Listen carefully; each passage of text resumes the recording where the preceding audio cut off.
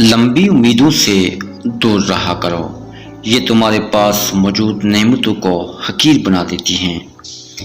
اس سے تو خاموشی بہتر ہے کہ کسی کو راز کی بات کہہ کر اسے کہا جائے کہ کسی سے نہ کہنا۔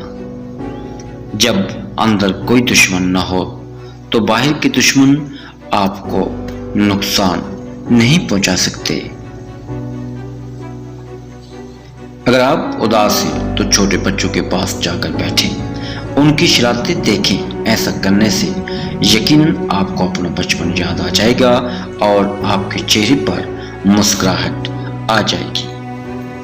ایک بوڑھا آدمی بے مقصد زندگی گزارنے کے بعد یہ کہتا ہے کہ زندگی کتنی مختصر ہے۔ اللہ تعالیٰ کو وہ انسان بہت پسند ہے جو اپنی جوانی اللہ تعالیٰ کی عبادت میں گزارتا ہے۔ دولت امیر لوگوں میں حرص، لالچ اور کنجوسی کی عادت کو بڑھاتی ہے۔ لوگ زندگی کے ہر موقع پر آپ پر تنقید کریں گے اور ان کی تنقید کا اثر آپ پر کتنا ہوتا ہے اس کا فیصلہ آپ نے کرنا ہے۔ عقل مند اس چیز کی پرواہ نہیں کرتا جو اس کے پاس نہ ہو۔